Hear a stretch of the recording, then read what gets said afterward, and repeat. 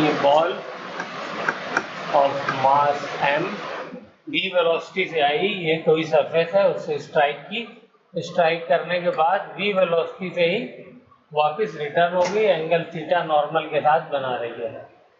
चलिए change in momentum निकालिए, इसको दूसरा नाम क्या देते हैं, इम्पल्स।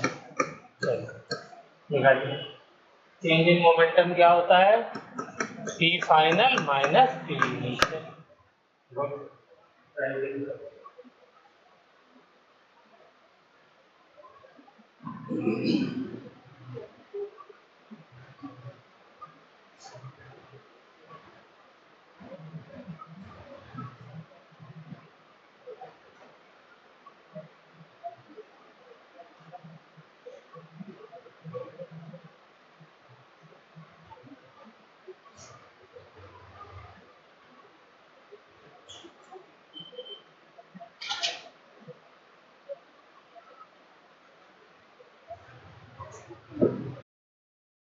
कर रहा है तो क्या पूरी वेलोसिटी इससे टकरा रही है?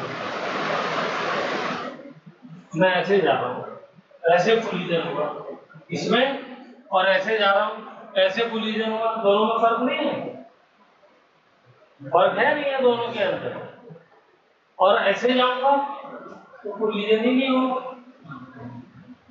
फर्क है नहीं है? समझ में आ रही बात? एक तो गया मैं सीधे ऐसे टकरा गया बोर्ड से, और एक मैं किसी एंगल से टकराया, और एक मैं ऐसे सीधे चलता रहा, दोनों में फर्क होगा नहीं होगा तीनों में? तो यहाँ पर भी वही फर्क है, वही आपको समझना है। ठीक है, तो यहाँ पे हमें वेलोसिटी के दो कंपोनेंट करने पड़ेंगे। क्या करना पड़ेगा, वेलोसिटी का दो कंपोनेंट करना पड़ेगा। तो कंपोनेंट कर डालिए, एक हो जाएगा ये और एक हो जाएगा ये। कंपोनेंट करने के लिए क्या करते हैं, जो भी वेक्टर होता है उसको हम दो पार्ट में डिवाइड करते हैं, और वो दोनों पार्ट जो होते हैं एक दूसरे के 90 डिग्री। जैसे मिसाल के तौर पे मान लीजिए ये कोई वेक्टर ए है, ठीक है, इसका मुझे कंपोनेंट करना है, इसको क्या बोलते हैं, रिजोल्यूशन, रिजोल्यूशन ऑफ वेक्टर। तो क्या करना है, कुछ नहीं, इसके जो है वो दो पार्ट कर दिए। क्या कर दिए, दो पार्ट कर दिए, एक पार्ट ये कर दिया, एक पार्ट ये कर दिया। शर्त और कंडीशन क्या है कि ये दोनों जो पार्ट है कंपोनेंट एक दूसरे के 90 डिग्री होने चाहिए। ठीक है, अब दोनों के साथ कोई नहीं, चाहे ये वाला पार्ट ले लिए चाहे ये वाला ले लिए, एंगल बना रहा होगा, कौन सा वाला ले बताइए, कोई सा भी ले ले। मैं ये वाला ले लेता हूँ क्योंकि ज्यादातर यही वाला लेते हैं, तो ये एंगल मान लेता हूँ थीटा है। तो इधर वाला एंगल बताओ क्या हो जाएगा, इधर वाला क्या हो जाएगा, cos थीटा। तो ये वाला कंपोनेंट हो जाएगा a cos थीटा, और इधर वाला a sin थीटा। क्लियर हो गई बात? अगर मैं ये थीटा लेता, मान लो इसको थीटा, इसको ले लिया, इसको मैं ले लेता हूँ फाइव, तो ये क्या हो जाएगा, ये हो जाएगा a cos फाइव, और ये क्या हो जाएगा, a sin फाइव। वैल्यू दोनों की सेम होगी, एंगल इस तरीके से होगा कि वैल्यू सेम होगी। सोचो कैसे होगी, फाइव किसके बराबर है, 90 माइनस थीटा के ना, और 90 माइनस थीटा क्या होता है, sine theta. cos 90 minus theta sine theta, sine 90 minus theta cos theta, हो जाएगा। क्लियर होगी बात? तो ये रिजोल्यूशन ऑफ वेक्टर समझ में आ गया। तो अब मुझे रिजोल्यूशन ऑफ वेक्टर करना है, तो ये मैंने दो पार्ट में ब्रेक कर दिया। लेकिन ब्रेक करने के लिए एक और चीज, हाँ भाई ध्यान से इंतजाम, ये बताओ, ये मैंने ऐसे क्यों नहीं ले लिया, ये मैं एक ऐसे, इस वाले को मैं ऐसे ले लेता हूँ, और इस वाले को मैं ऐसे ले लेता, ये भी तो 90 डिग्री पे है, ऐसे क्यों लिया, ये भी क्वेश्चन है नहीं है, दोनों 90 डिग्री पे है, तो मैंने ऐसे क्यों लिया, ऐसे क्यों नहीं लिया, ये भी क्वेश्चन है। बोलो, आप लोगों को बताना चाहिए। हाँ बोलो जवाब। अरे भाई मुझे थीटा भी तो चाहिए, थीटा चाहिए ना। तो थीटा मेरा यहां से, अगर मैं इसको पैरेलल लाइन ले लूं, इसको मैं पैरेलल लाइन ले लूं, इसके ऐसे, ये पैरेलल ले लिया मैंने, ये सब 9th क्लास की ज्योमेट्री है। पैरेलल ले लूं मैं, तो देखो ये लाइन और ये लाइन पैरेलल हो गई, नहीं हो गई है? और जब दो लाइनें पैरेलल होती हैं तो उनको जब कोई लाइन इंटरसेक्ट करती है तो क्या होता है, ये कॉरेस्पॉन्डिंग एंगल बराबर होते हैं और इंटीरियर एंगल बराबर होते हैं। ये पता है नहीं पता है? ये वाला एंगल इसके बराबर, ये वाला एंगल इसके बराबर। नहीं पता तो डायग्राम बनाइए जल्दी से, चलिए इतना कंप्लीट करिए। तो इसलिए मैंने इसको क्या किया है, ऐसे लिया, ठीक है, ताकि मुझे ये एंगल मिल जाए यहां से, क्योंकि ये वाला एंगल मुझे दिया हुआ है।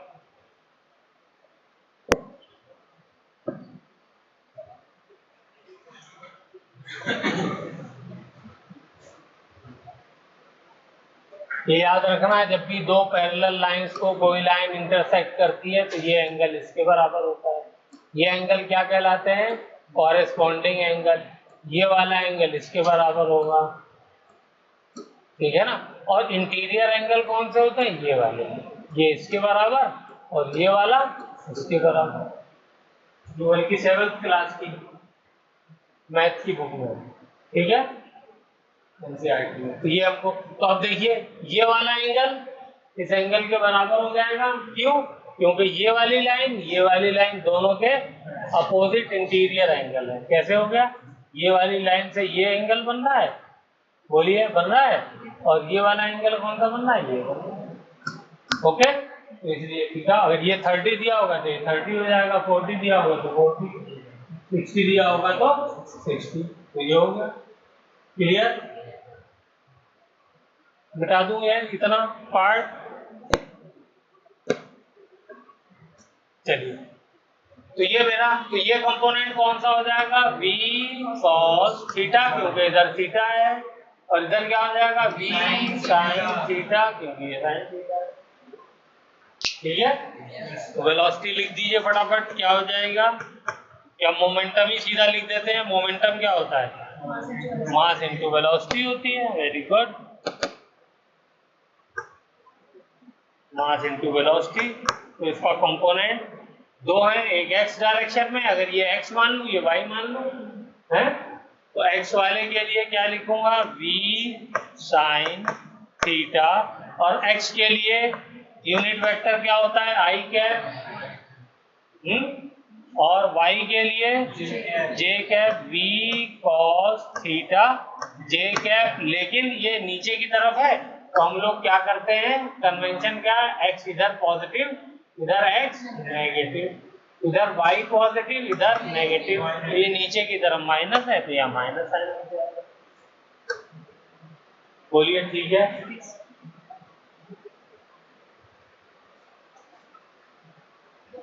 तुम बताओ, तुम्हारे चेहरे क्या बात क्लियर है?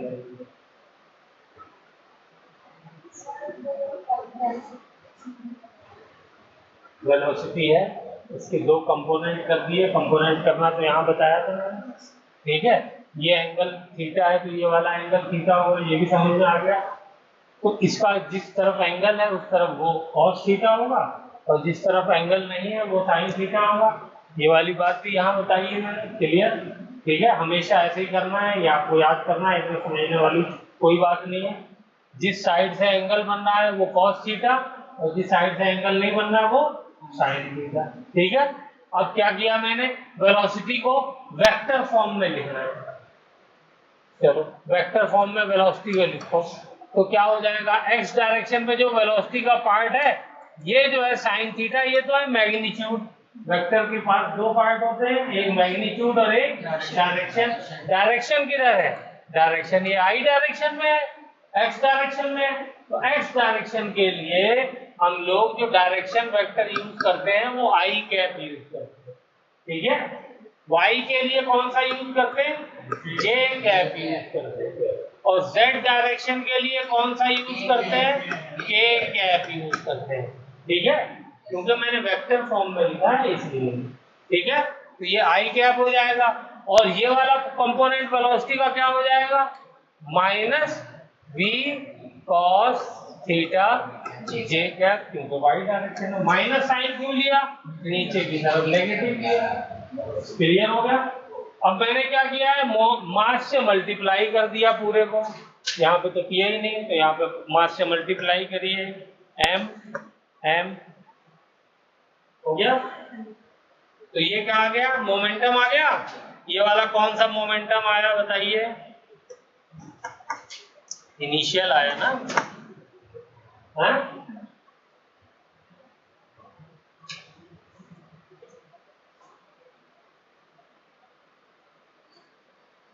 और इसको घर पे जाकर के खुद से एक बार करना है, ठीक है, तब ये और कॉन्फिडेंस पैदा होगा। कुछ भी नहीं है इसके अंदर, बस दो कंपोनेंट किया, उसको हमने क्या किया, वेक्टर फॉर्म में लिख दिया। वेक्टर फॉर्म में लिखने के बाद मास से मल्टीप्लाई करेंगे वेलोसिटी को, तो मोमेंटम आ जाएगा। ये आ रही है इनिशियल, जा रही है फाइनल, तो इस वेलोसिटी का कंपोनेंट करो, बिल्कुल ऐसे ही होगा, इसको करो। अब ये जा रही है, इसके कंपोनेंट बनाओ। शाबाश। कैसे बनाएंगे, इसी लाइन को देख करके परपेंडिकुलर यहां बना दो, रेड।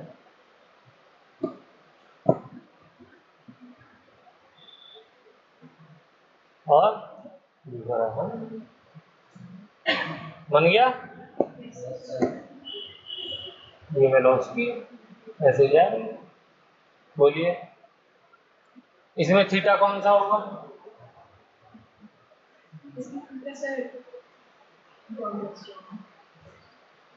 उसी को बनाया, ऊपर जा रही है ना, ये वेलोसिटी ऊपर जाती है, बॉल ऊपर जाती है,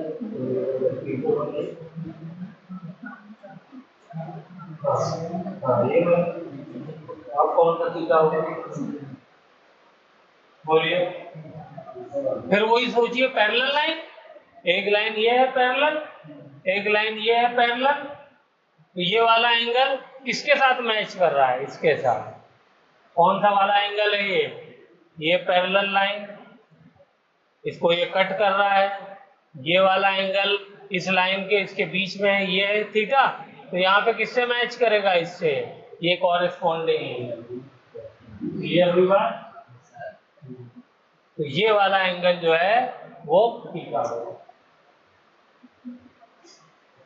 बोलिए। चलिए, तो अब ये वाला कंपोनेंट ऊपर वाला क्या हो जाएगा, v cos थीटा, इस बार v cos थीटा, और इधर वाला v sin थीटा, ये बता दिया, ठीक है। ये हो गया v cos theta, v sin theta.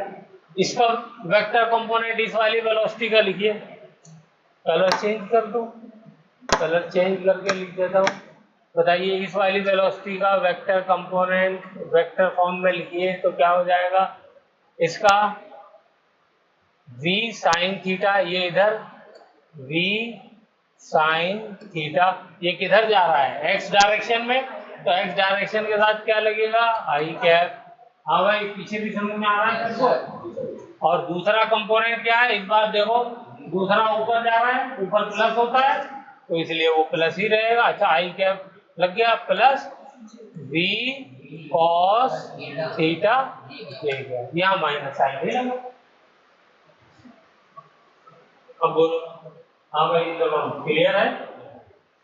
तो ये हो गया इनिशियल, फाइनल मोमेंटम क्या हो जाएगा, बोलो बोलो, एम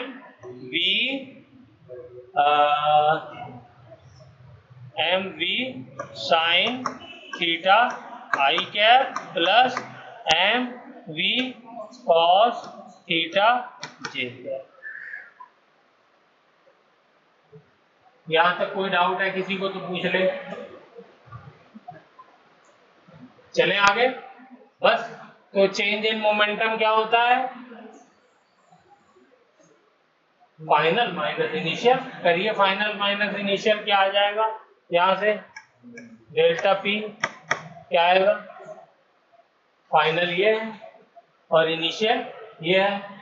इसको माइनस करिए इसमें से, बताइए क्या आंसर आ रहा है। जल्दी से, आई एम वेटिंग।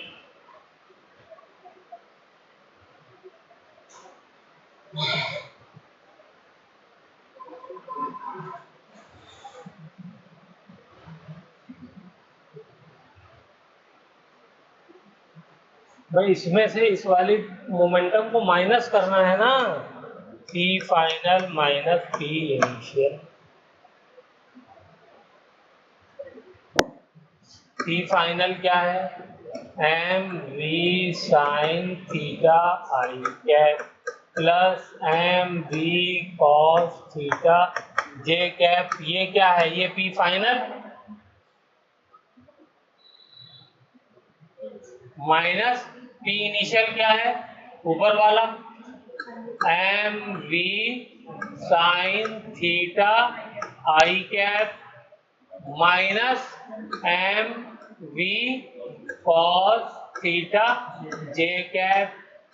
बस अब ब्रैकेट खोलेंगे तो माइनस साइन क्या करेगा, अंदर के सारे साइन को चेंज कर देगा, ठीक है ना। तो ये वाला साइन भी चेंज हो जाएगा, ये वाला भी। तो लिखिए चेंज करके, चलिए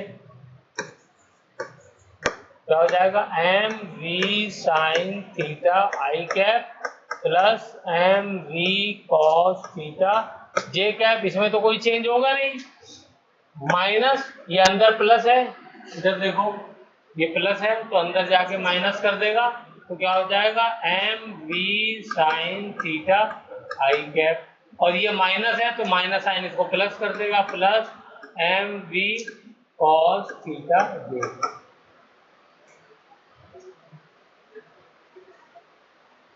बोलो ठीक है। अब इसमें कौन कौन सी चीज कट रही है, कौन कौन सी चीज एक जैसी है, ये पूरे इसमें देखो। यहाँ पे कोई चीज किसी को काट रही है, कोई है ऐसा, कौन सा बताओ। ये देखो m v sine theta i cap minus में है और M v sine theta i cap plus में है, सेम है लेकिन साइन अलग है, तो कैंसिल हो जाएंगे नहीं हो जाएंगे।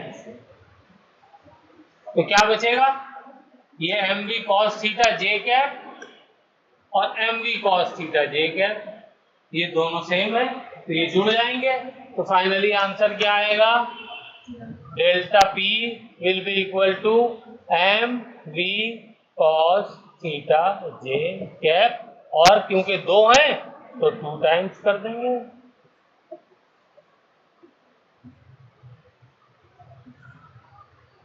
ठीक है। अब इस तरीके का कोई भी क्वेश्चन आ जाए, बिल्कुल आपको आंख बंद करके मेथड फॉलो करना है, ठीक है। चलिए फिर से बताता हूं, हो गया, सबने लिख लिया। चलिए देखिए क्या किया। अच्छा एक चीज और बताइए, क्या बॉल को मैं ऐसे फेंकूंगा तो वो सीधी स्ट्रेट लाइन में मूव करेगा, कैसे मूव करेगा,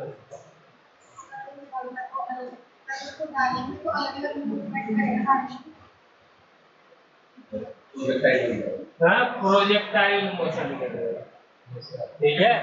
हमेशा कोई भी चीज फेंकी जाएगी तो ऐसे जाएगी, ऐसे स्ट्रेट लाइन में नहीं जाएगी।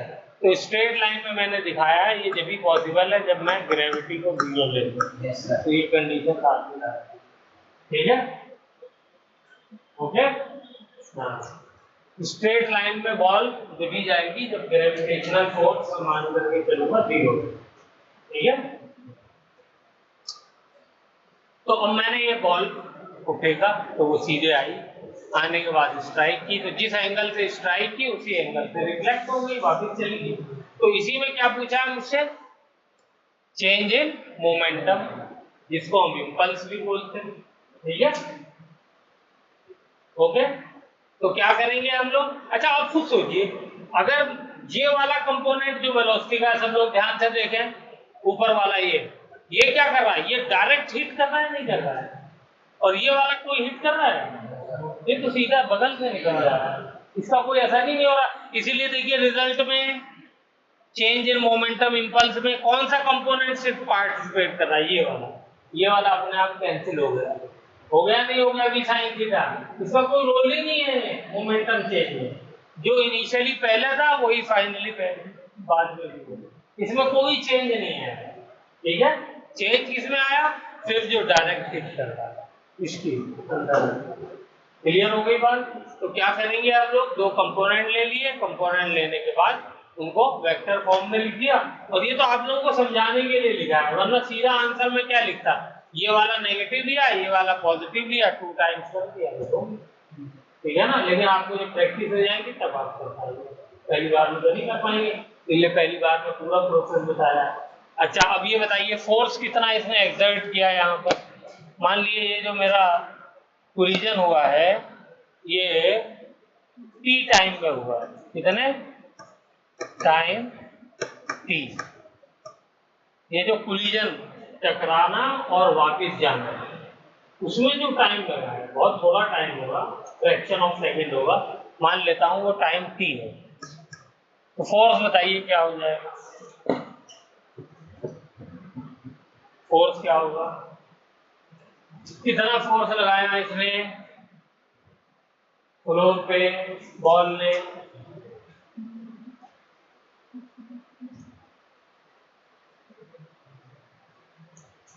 बोलो। फोर्स का फॉर्मूला क्या है? Change in momentum divided by time taken. Rate of change of momentum force का फॉर्मूला है ये वाला formula, F is equal to ma। ये फॉर्मूला यहीं से तो आता है। ठीक है, तो ये फॉर्मूला होता है। तो अगर आपने चेंज इन मोमेंटम निकाल लिया है तो क्या करना है? जो टाइम लग रहा है उसी से डिवाइड कर दिए, बस फोर्स आ जाएगा।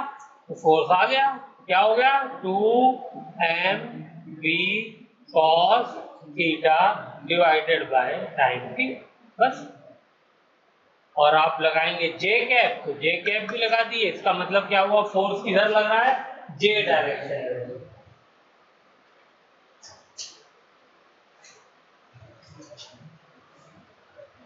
ये बात क्लियर हो गई? चलिए, वेरी गुड। लिख लिया? चलिए, एक क्वेश्चन घर के लिए दे देता हूं प्रैक्टिस के लिए। चलिए,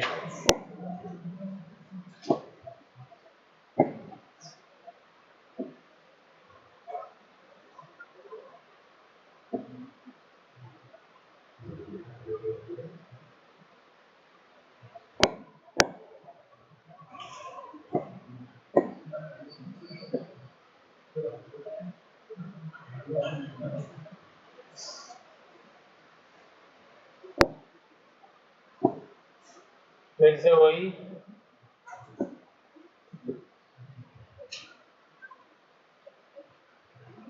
सेम। अब की बार मैंने एंगल खाली चेंज कर दिया है आप लोगों का प्रैक्टिस के लिए, ताकि इमेजिनेशन अच्छी हो जाए।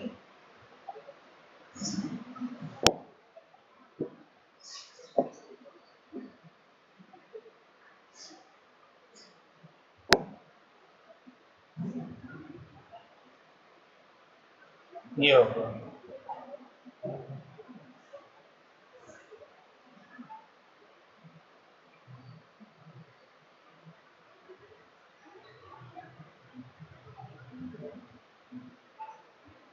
इस बार ये वाला एंगल में दे देता हूँ थीटा है, वेलोसिटी v है,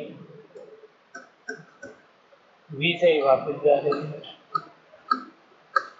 चलिए, इसमें यही change in momentum and force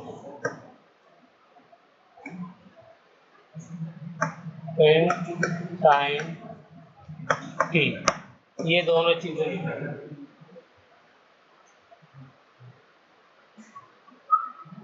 ठीक है, कुछ भी नहीं है, वही सेम क्वेश्चन है, सिर्फ एंगल आपको सोचना है।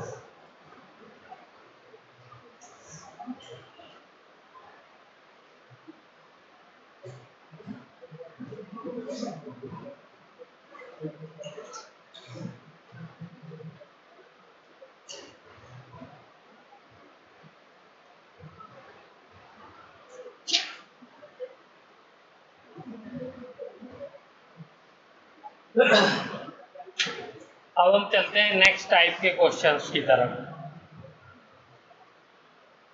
हो गया? क्या रह गया? जरा स्पीड बढ़ाइए, थोड़ा टाइम लगाएंगे तो वैसे काम करेगा।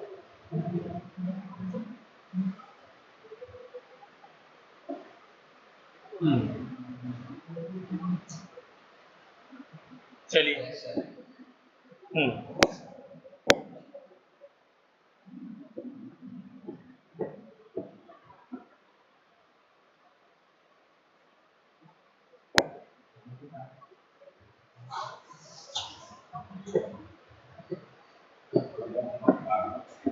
चलिए, एक मास ये है और एक मास ये, ठीक है? ये किसी सरफेस पे रखे हुए हैं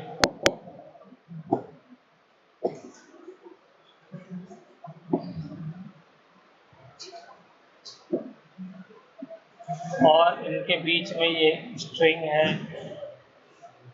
जिससे ये जुड़े हुए हैं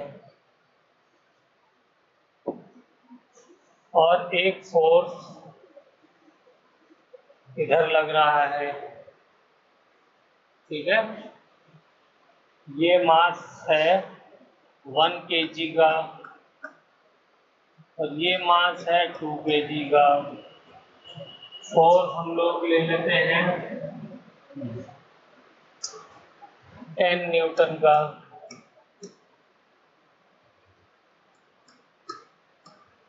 चलिए, तो इसमें हमको एक्सेलरेशन बताना है। अब देखिए, अभी तक हमने जितने भी क्वेश्चन किए हैं उसके अंदर कोई भी एक्सेलरेशन हमने नहीं निकाला। पहला क्वेश्चन हम लोग एक्सेलरेशन के ऊपर करने जा रहे हैं, लेट हो गया। और दूसरी, इस स्ट्रिंग के अंदर टेंशन निकालिए।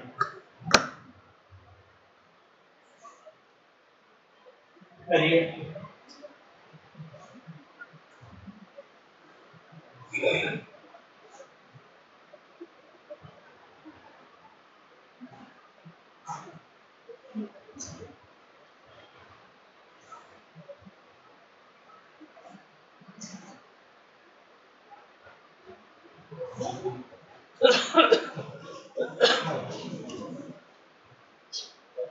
ये फॉर्मूला आपको याद होगा, F = m2।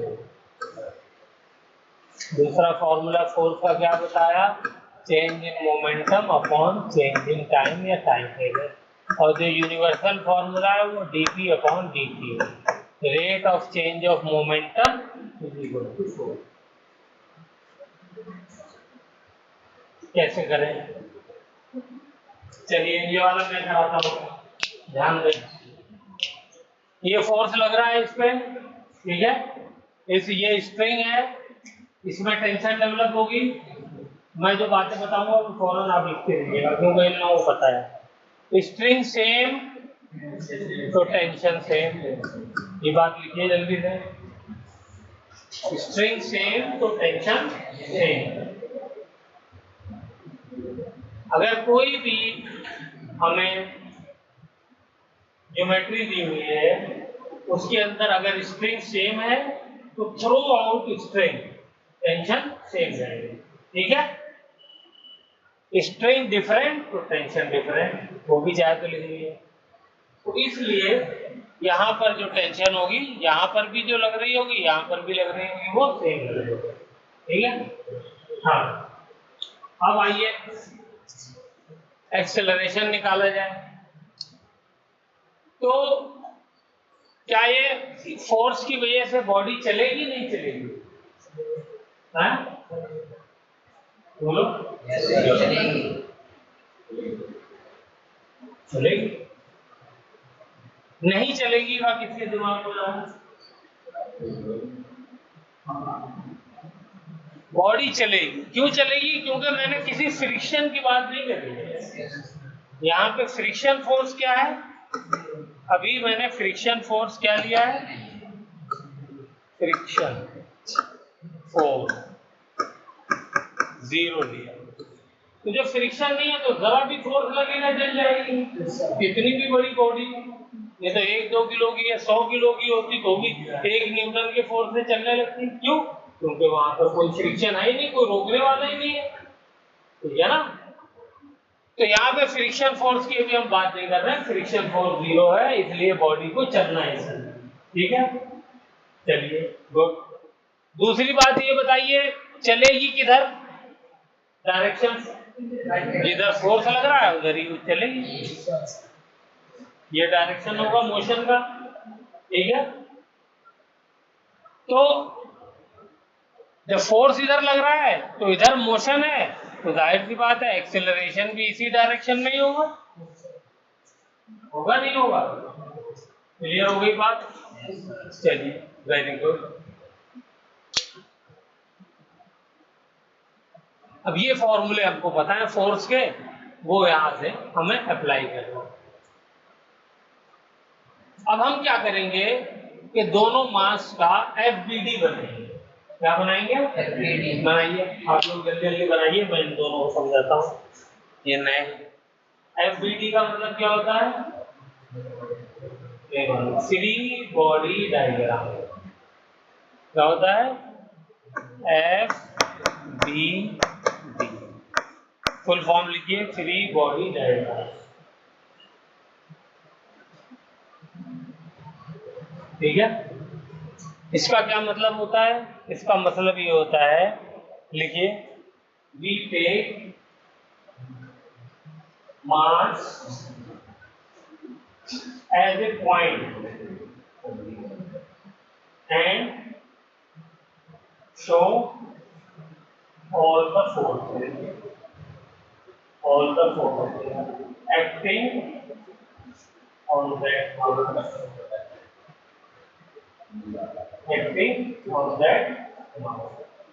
ठीक है। ये जो लिखा है पढ़ के समझ में आ रहा है क्या मतलब?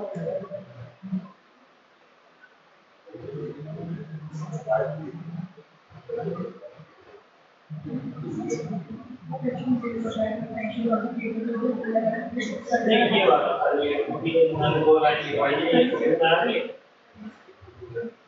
क्या करेंगे हम?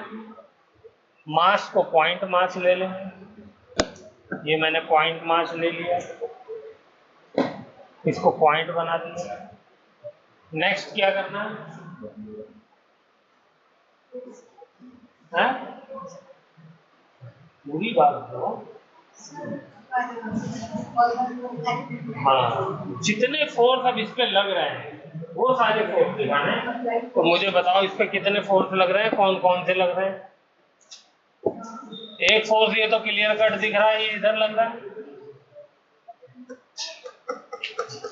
10 न्यूटन। और कौन सा फोर्स लग रहा है?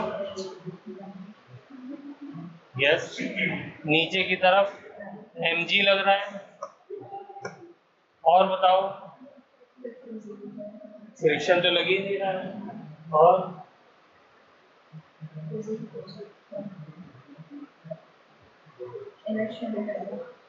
इनर्शिया फोर्स नहीं होगा,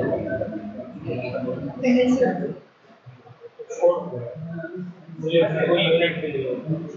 अरे यार ये टेंशन नहीं दिख रही है इतनी बड़ी रस्सी की वजह से, हाँ? तो टेंशन इधर लग रही है। और बताओ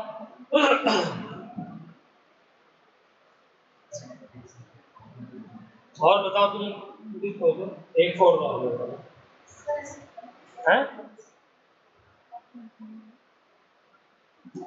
एक नॉर्मल भी तो लगेगा ऊपर की तरफ।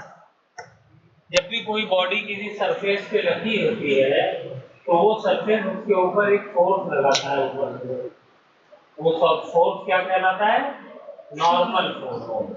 ये सारे फोर्सेस का नाम लिखो, ये है नॉर्मल फोर्स, ये है ग्रेविटेशनल फोर्स, ये है टेंशन, ये जो फोर्स लग रहा है।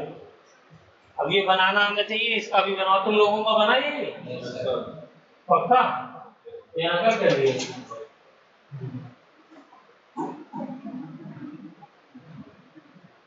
दूसरे का भी बनाया, दोनों का बनाना है ना, दोनों बनाओ।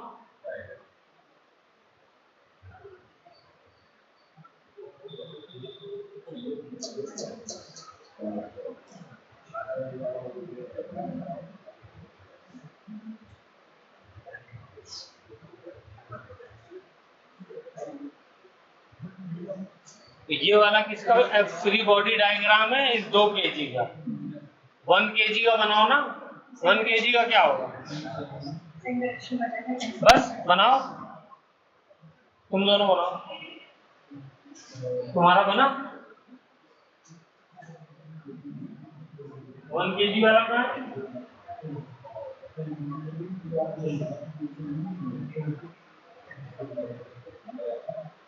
हाँ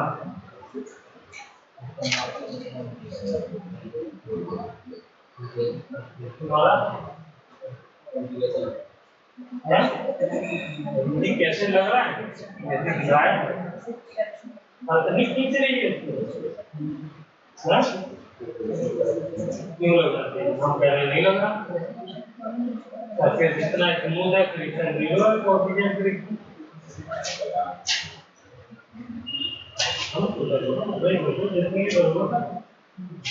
भाई सरफेस इतना स्मूथ है कि नहीं लगा फ्रिक्शन, लेकिन वेट को तुम mg को 0 कर सकते हो क्या, नहीं कर सकते, तो लगेगा ही ना, और जब वो लगेगा तो उसकी वजह से नॉर्मल लगेगा, आया समझे, बनाया दूसरा वाला, ये हो गया, ऐसे पॉइंट बनाना चाहिए था ना, पॉइंट बनाओ, उससे दिखाओ सारे फोर्स लग रहा है, तो इधर टेंशन लग रही है, वेरी गुड, नीचे mg लग रहा है, ऊपर नॉर्मल लग रहा है, इधर कोई फोर्स है ठीक है, तो ये FBD हो गया। चलो इधर देखो, इधर टेंशन, इधर mg, इधर नॉर्मल, ठीक है, तो ये टेंशन, ये नॉर्मल और ये mg। नॉर्मल हमेशा कांटेक्ट सरफेस के परपेंडिकुलर होता है, ये याद रखना है, इस बात को लिखो, आप दोनों लिखो, नॉर्मल हमेशा कांटेक्ट सरफेस के परपेंडिकुलर होता है,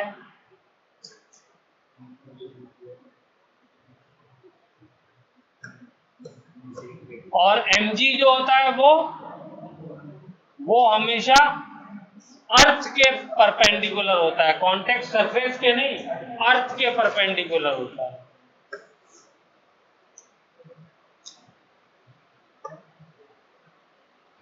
ठीक है। चलिए, तो अब मुझे क्या करना है, यहां पर वही फोर्स वाली इक्वेशन लिखनी है, ठीक है ना, तो ये बताइए mg और नॉर्मली इस डायरेक्शन में कोई मोशन हो रहा है क्या, बॉडी ऊपर के डायरेक्शन में, नीचे के डायरेक्शन में चल रही है, बोलिए, नहीं चल रही ना, तो इसका मतलब ये mg और ये नॉर्मल एक दूसरे को क्या कर ले रहे हैं, कैंसिल कर ले रहे हैं, इनके वजह से नेट फोर्स क्या है, 0, यानी नॉर्मल किसके बराबर है, mg के बराबर है, इसकी मुझे जरूरत ही नहीं। मोशन किधर हो रहा है, बिल्कुल ध्यान से, एक लम्हे के लिए भी ध्यान रखना नहीं चाहिए, मोशन इधर हो रहा है, तो ये वाला डायरेक्शन की हमको मोशन की इक्वेशन लिखनी है, ठीक है, कैसे लिखेंगे, कितने फोर्स लग रहे हैं, एक फोर्स ये लग रहा है इस डायरेक्शन में और एक फोर्स ये लग रहा है, ठीक है ना, अपोजिट है बट लग तो इसी डायरेक्शन में रहा है ना, हॉरिजॉन्टल डायरेक्शन में, और मोशन भी इसी डायरेक्शन में हो रहा है, इधर हो रहा है, इस तरफ हो रहा है, फोर्स भी इधर डायरेक्शन में लग रहा है, टेंशन पीछे की तरफ लग रही है, तो अगर कोई बॉडी आगे जा रही है तो कौन सा वाला फोर्स बड़ा होगा, ये वाला या ये वाला,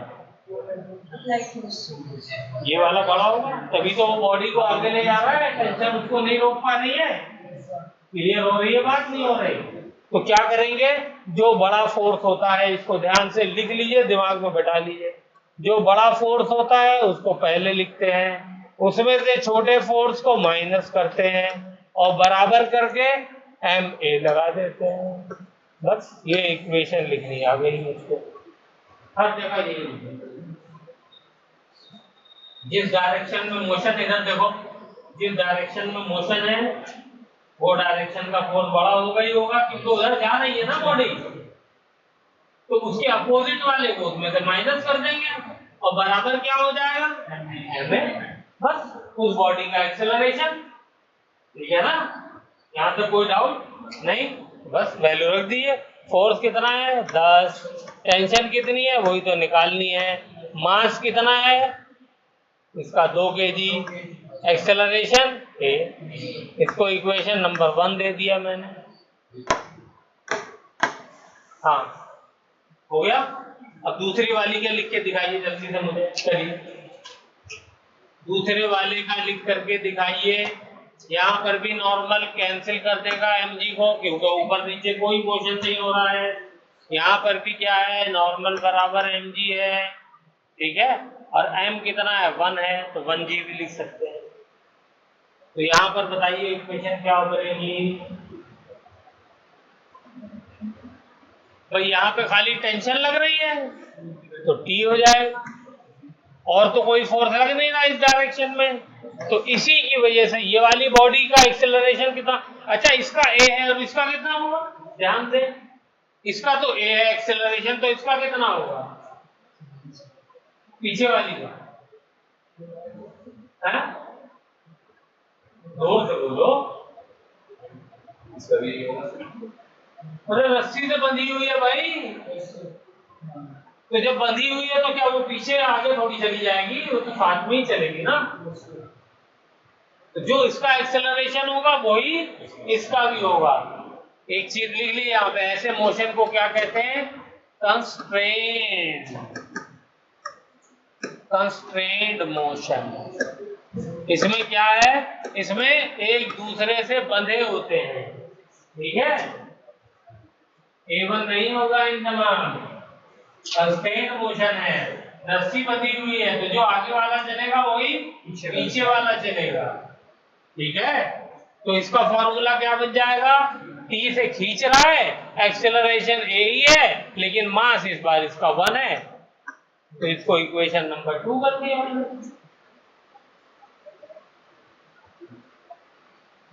ठीक है, T है ना, ठीक है।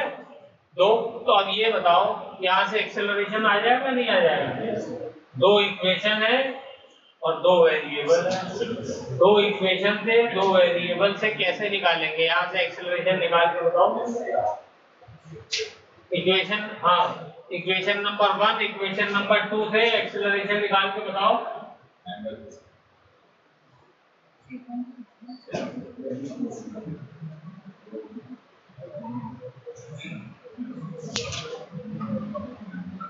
वो इक्वेशन 2 वेरिएबल, तो कैसे करेंगे, कैसे सॉल्व करते हैं इक्वेशन, इन दोनों इक्वेशन को ऐसे ऐड या सब्ट्रैक्ट करो कि एक कट जाए एक बच जाए, आगे आंसर।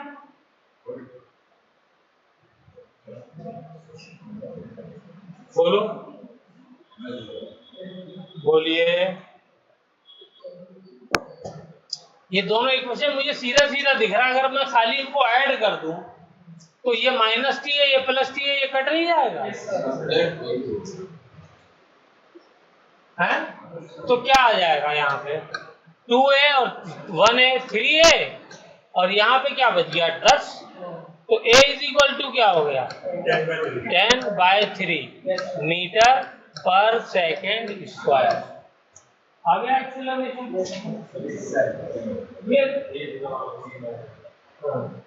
ठीक है। और टेंशन क्या आएगी, अब किसी भी इक्वेशन में दोनों में एक ही वैल्यू रख दो, टेंशन आ जाएगी।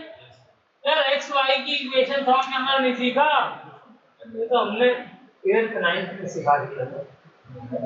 तो क्या करेंगे, इक्वेशन 1 के अंदर मैं इक्वेशन 2 में वैल्यू रख दे रहा हूँ, t is equal to 1a, a की वैल्यू कितनी है 10/3, तो टी की वैल्यू क्या हो गई 10/3। लो ये भी 10/3 आई, इसकी यूनिट न्यूटन होगी, दोनों की 10/3 आ गई।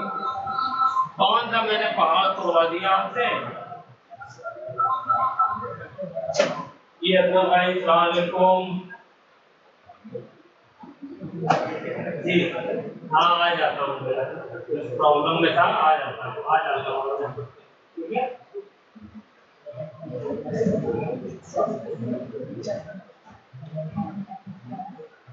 मुझसे पूछो, मुझसे क्या प्रॉब्लम। दो इक्वेशन बन गई, दोनों को ऐड कर दो, एक कट जाए एक बचा रह जाए, एक कट जाएगा एक बचा रह जाएगा, अब जिसकी वैल्यू आ गई उसको रख दो किसी इन दोनों इक्वेशन में, तो पहले की जो रहेंगे जिसका नहीं निकाल किया जाएगा। बोलो क्लियर होगी बात? क्या नहीं आ रहा समझ में? एक काम करो, हाँ बोलो, हो गया? चलो अब एक आसान सा क्वेश्चन देने जा रहा हूँ, ये सब लोगों को करना है अपने आप, ठीक है? इस तरह का कोई भी क्वेश्चन आएगा यही रूल लगेगा, ठीक है? चलिए नेक्स्ट, अब की बार 3 मास ले लेते हैं, 3 मास ले लेते हैं। कहाँ गया?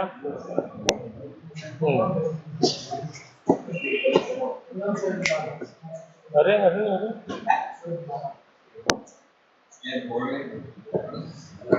हाँ चलिए 1 2 3, इसका ले लिया 1 kg, इसका 2 kg, इसका 3 kg। फोर्स कितना ले लूं? 10 न्यूटन लूं, ज्यादा लूं? 3 2 5 1 6 18।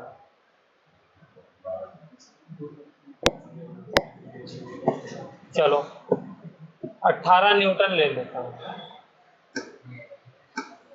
ठीक है? रस्सी बीच में लगा दीजिए।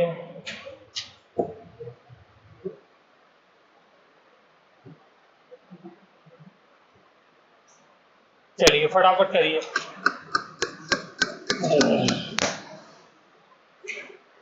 जल्दी से करिए। इज इक्वल टू आ जाएगा 3 मीटर पर सेकेंड स्क्वायर।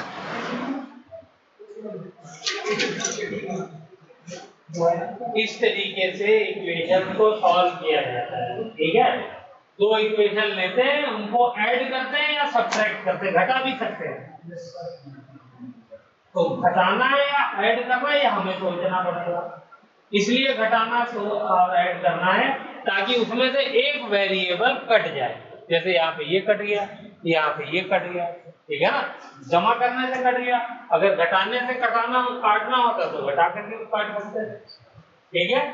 तो एक्सेलरेशन आ गया, अब टेंशन आ जाएगी। अब क्या है टेंशन? एक्सेलरेशन की वैल्यू रखिए इक्वेशन 1 में, in equation 1 putting value of A, तो बोलिए क्या हो जाएगा? शाबाश जल्दी से, क्या हो जाएगा? इक्वेशन 1 में क्या थी value? T2 is equal to 1A था ना, और 1A की जगह क्या लिख दिया मैंने? 3, तो T2 की वैल्यू कितनी आ गई? 3 न्यूटन, ठीक है? अब T2 की वैल्यू कहीं रख दीजिए, तो वो जरूरत ही नहीं है, ये 3 में आप डायरेक्ट रख दीजिए A की वैल्यू, तो T1 आ जाएगी। इक्वेशन 3 लीजिए, 18 minus T1 is equal to 3A, ठीक है? तो T1 को इधर ले आइए, तो ये हो जाएगा प्लस और minus 3A is equal to T1।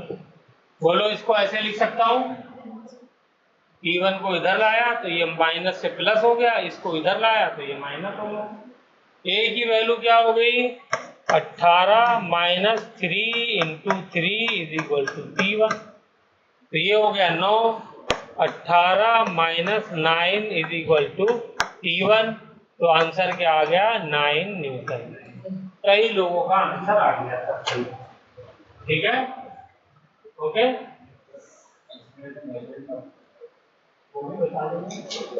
कुछ लोगों को और इक्वेशन लिखनी भी तो आनी चाहिए, नहीं आनी चाहिए, मतलब फिर कहोगे कि A1 होगा ना। तो सब बेटा स्टेप वाइज सब चीज सीखेंगे, ओके।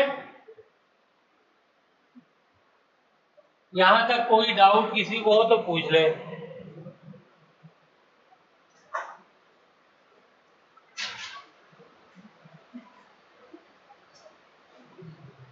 कोई डाउट किसी को नहीं। अब देखिए, एक आपको मैं शॉर्टकट मेथड बता देता हूं एक्सेलरेशन निकालने का। क्या है वो शॉर्टकट मेथड?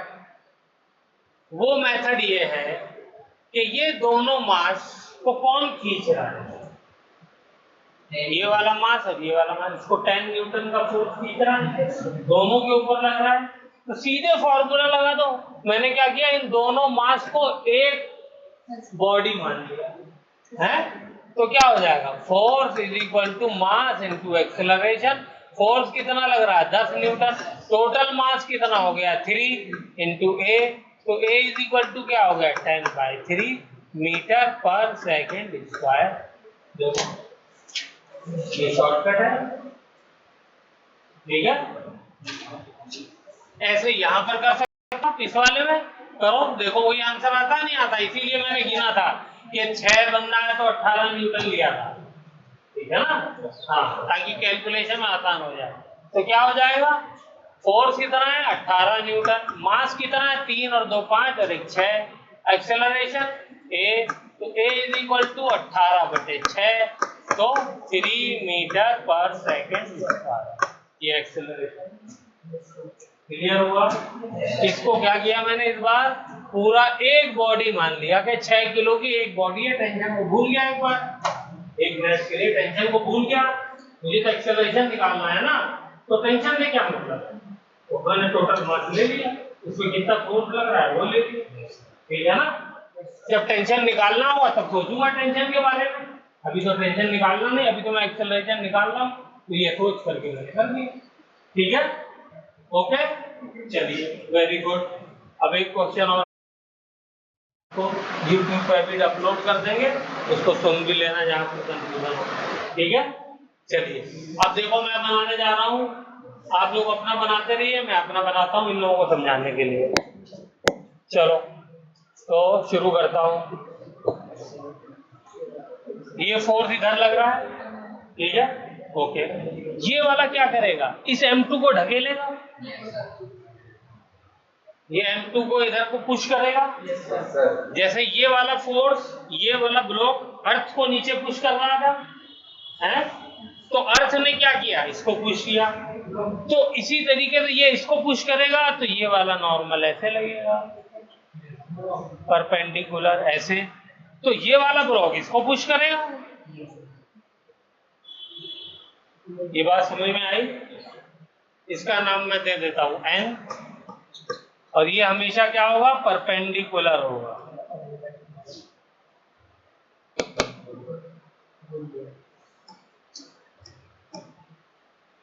ये नॉर्मल हो गया, ठीक है।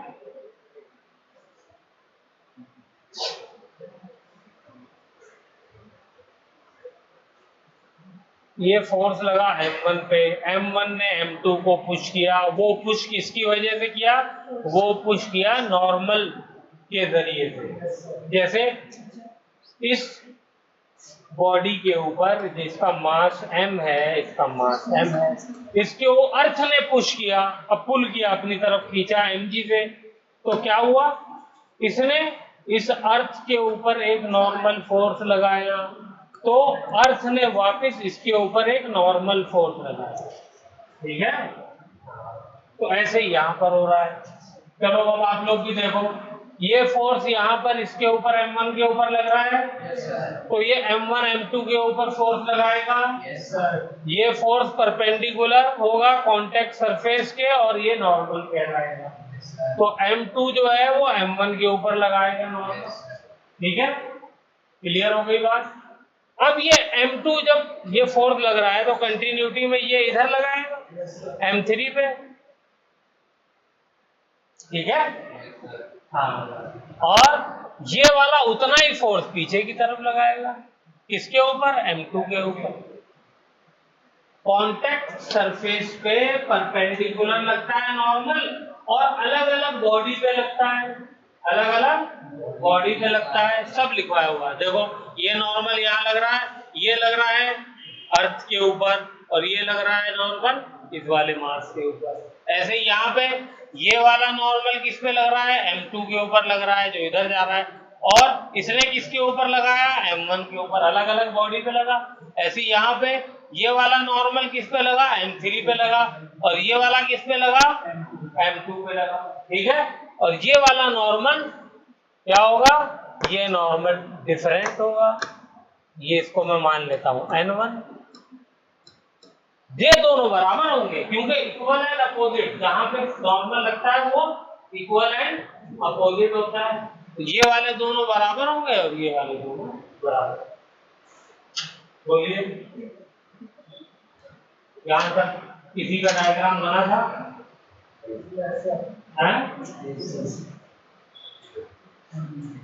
अब यहाँ पे एक्सेलरेशन निकाल लिए, तो एक्सेलरेशन का फॉर्मूला तो वही लगा देंगे, F divided by M1 plus M2 plus M3, force upon total mass. तो एक्सेलरेशन आ गया, इसमें तो कुछ करना ही नहीं है, ये बता दिया मैंने, ये तरीका है क्योंकि एक साथ चल रहा है, कंस्ट्रेंट मोशन भी है, मिले हुए हैं ना तीनों के तीनों, चिपके हुए हैं, तो एक साथ ही मूव करेंगे, अलग अलग तो मूव करेंगे नहीं, पीछे से फोर्स लग रहा है, ठीक है। हो गया, चलिए वेरी गुड। तो अब मैं क्या करूं? मुझे नॉर्मल निकालने के लिए बोला है, क्या निकालना था? नॉर्मल निकालना था बिटवीन दी सरफेसेस, ठीक है। तो पहले कौन सा वाला निकाला जाए? FBD बनाते हैं, पहले M3 का FBD बनाइए। M3 जो है इसके ऊपर कौन सा फोर्स लग रहा है? ये लग रहा है N1। और कौन सा लग रहा है? Mg और N ऊपर वाला, ये तो कैंसिल हो जाएगा, तो हम बड़े हो गए, अब हम वो सब बनाते हैं। भाई नीचे Mg लग रहा होगा, ऊपर एक और नॉर्मल लग रहा होगा अर्थ की वजह से, तो वो तो कैंसिल हो जाएगा ना, क्योंकि ऊपर मोशन नहीं, तो इस पे सिर्फ N1 लग रहा है और कोई फोर्स नहीं लग रहा है? तो इसके लिए अगर मैं इक्वेशन लिखूंगा तो कितनी आसान हो जाएगी, N1 is equal to M3A। बोलो भाई, यही फोर्स तो इसको चलाने के लिए रिस्पॉन्सिबल है, एक्सेलरेशन A से। बोलो इतना, जब एक फोर्स यही सिर्फ लग रहा है M3 पे, तो क्या होगा? यही वाला तो इसको चला रहा है, और एक्सेलरेशन क्या है? तो N1 is equal to M3 है। अब आ जाओ M2 का बनाओ, इसका बनाओ M2 का, इस पे बताओ कौन कौन सा लग रहा है? देखो इसके ऊपर एक तो N लग रहा है इस तरफ, और एक N1 लग रहा है,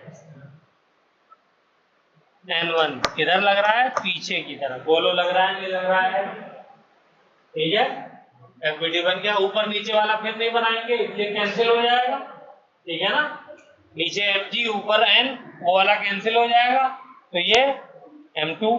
तो ये हमारा क्या हो गया? बॉडी किधर मूव कर रही है? आगे की तरफ, तो इसका मतलब N बड़ा है, तो N minus N1 is equal to M2A। हो गया। चलिए तीसरे वाले का FBD बनाइए, इसका कहां बनाऊं? तीसरे वाले का FBD कहां बनाऊं? तीसरे वाले का FBD यहां बना दूं या चलो ऊपर बना देता हूं?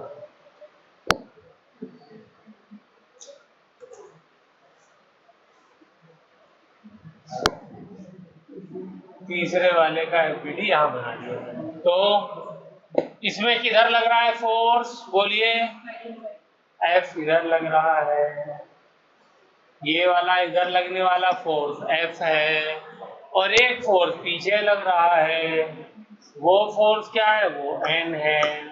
बॉडी आगे को जा रही है, तो इससे जो इक्वेशन बनेगी वो क्या बनेगी, फोर्स F बड़ा है क्योंकि आगे जा रही है बॉडी, तो F minus N is equal to, ये मेरा M1 है, M1 ये हो गया। आ गया नॉर्मल सारे? Yes sir. यहाँ से आप नॉर्मल निकाल सकते हैं, N1 भी आ गया, और N निकालना हो तो कैसे आ जाएगा, ये N1 की जगह ये रख दीजिए, N भी आ जाएगा। बोलिए, N1 की जगह ये रख दीजिए, minus M3A is equal to M2A, तो इसको उधर ले जाएंगे तो N इज इक्वल टू क्या हो जाएगा, M2 plus M3 into A, ये है ना।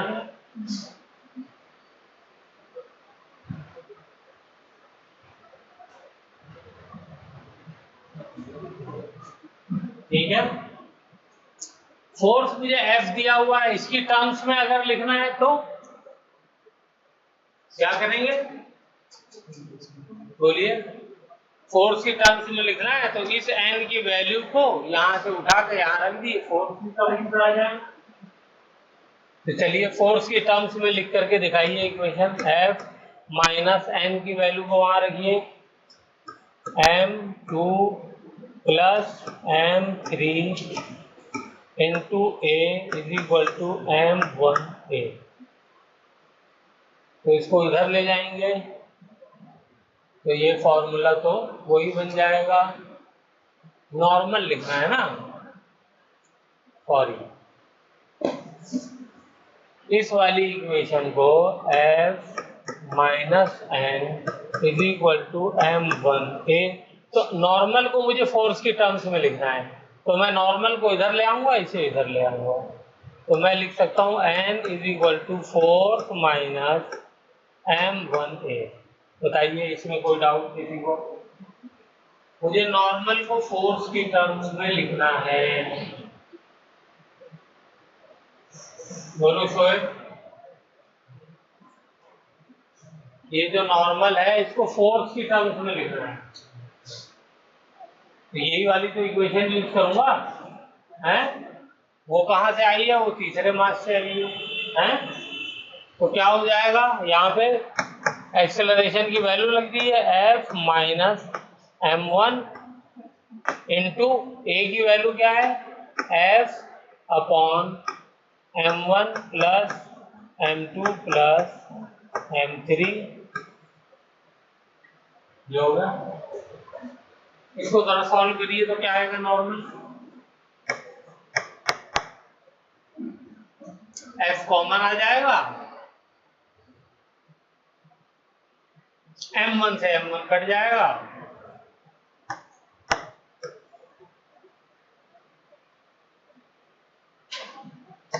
M2 plus M3 divided by M1 plus M2 plus M3, ये आंसर आना चाहिए। चेक करिए सब लोगों का यही आ रहा है, इन दोनों को सॉल्व करने के बाद एलसीएम लेने के बाद,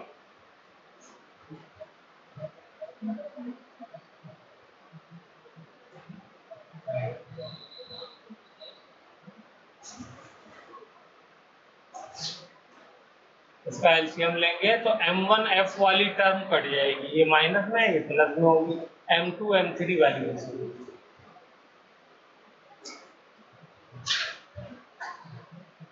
बहुत मेहनत करनी पड़ेगी घर जा करके, बहुत प्रैक्टिस करनी पड़ेगी, ठीक है। चलिए अब इसी में एक क्वेश्चन मैं छोटा सा दे देता हूँ प्रैक्टिस के लिए, घर पे उसको करिएगा। चलिए, एक मास है ये और एक मास है ये, ठीक है, ये फोर्स, चलिए दूसरा यहाँ बना देता हूँ, ये मास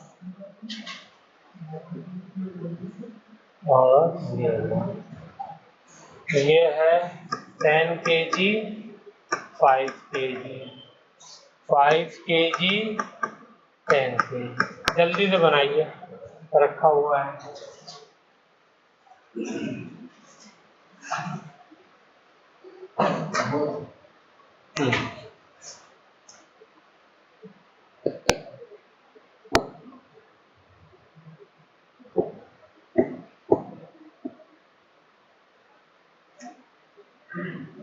Force is equal to 50 Newton.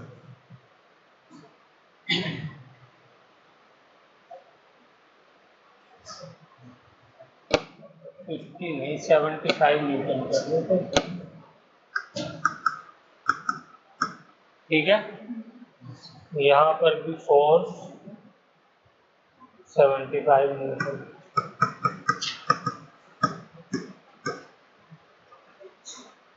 Find normal, दोनों के बीच का नॉर्मल निकालना है। इस वाले में नॉर्मल और उस वाले में नॉर्मल, दोनों सेम ज्योमेट्री है, बस फोर्स का पोजीशन चेंज कर दी है। इधर 10 kg वाले पे लग रहा है, इधर 5 kg वाले पे लग रहा है, तो दोनों के अंदर जो नॉर्मल होगा वो डिफरेंट पे जनरेट होगा। यही आप लोगों को मुझे दिखाना है, ये चेक करना है। इधर नॉर्मल इधर लगेगा, इधर नॉर्मल यहाँ लगेगा। ये नॉर्मल मान लीजिए n है, ये भी n हो जाएगा। यहाँ पे इधर, यहाँ पे इधर, ठीक है। ये नॉर्मल n डैश है, ये भी n डैश हो जाएगा। दोनों नॉर्मल अलग आएंगे, ये आपको निकालना है, ठीक है। चलिए।